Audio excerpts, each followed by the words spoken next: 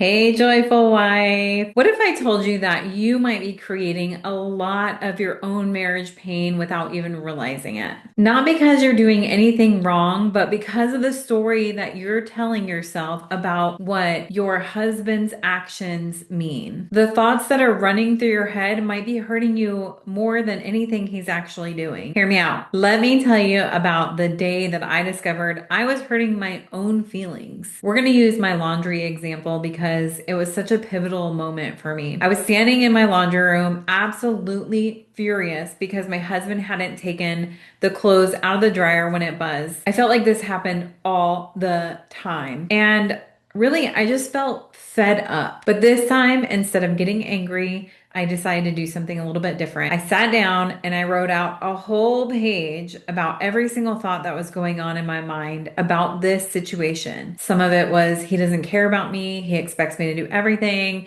I'm not important to him. If he really loved me, he would help without being asked. He thinks his time is more valuable than mine, and he doesn't appreciate anything that I do. When I showed my husband this page, his response really did shock me because he's like, I had no idea you were thinking like this, and I really never even connected laundry to my love or value for you. That's when it hit me that we're not fighting about the laundry. The laundry was just there. What was creating all my pain in that moment and all my anger and all my hurt were the thoughts I was having about him not getting the laundry. I was telling myself this huge story about what his actions about not getting the laundry meant, and that was really just destroying my peace. So there's a difference between what is actually happening, those are facts, and what you tell yourself what that means, and those are stories. The fact is that the clothes stayed in the dryer after the buzzer went off. My story was, he doesn't care about me, he doesn't appreciate me, he expects me to do everything, he thinks I'm his maid. But the reality is that the same fact with a different story can create a different emotional experience. So let me give you a few more examples. Let's say husband is on phone. That's a fact. You can prove it in a court of law that he was on his phone from this time to this time. Your painful story might be, I don't matter to him. Work is more important. Memes are more important. Whatever you want to fill in the blank, social media is more important. You can also choose a more peaceful story that maybe he's probably handling something quickly so he can be present afterward,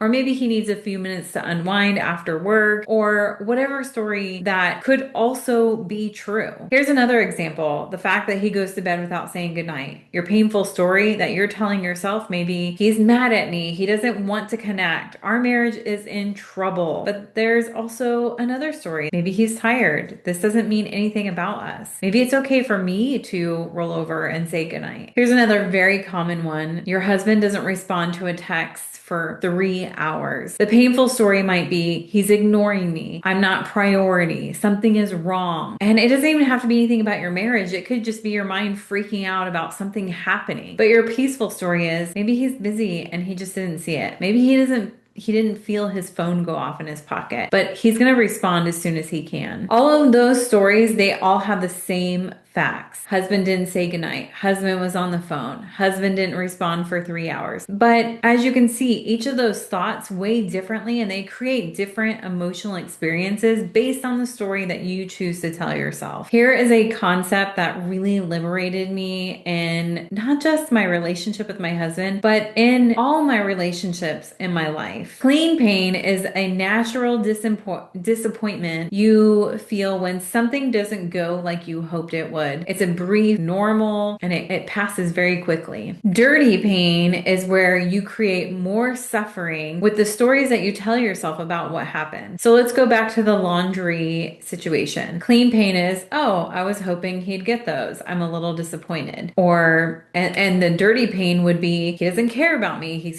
expects me to do everything. This proves that he just doesn't love me. That clean pain of like, yeah, I'm disappointed might last 30, 40 seconds, but that dirty pain can really ruin your whole day for multiple days and create a fight that just damages your marriage and connection even more. I would say 99.9% of the problems that I hear are mostly coming from a dirty pain. It's a pain that you're creating with your thoughts, not pain your husband is actually creating with his actions. So when you start to think about a situation and your mind just starts taking over and ruminating, I want you to ask this question. Is this thought creating peace or is it creating pain in my life? If a thought creates pain and doesn't help you solve anything, why keep thinking it? You have more power than you realize. You can choose your thoughts that create peace instead of thoughts that create pain. So here's a thought that creates pain. He never helps with anything. A thought that creates peace is he helps in ways that I might not notice. Another painful thought is he doesn't care about my feelings. Another peaceful thought is he shows care differently than I do. They're the same situation, different thoughts,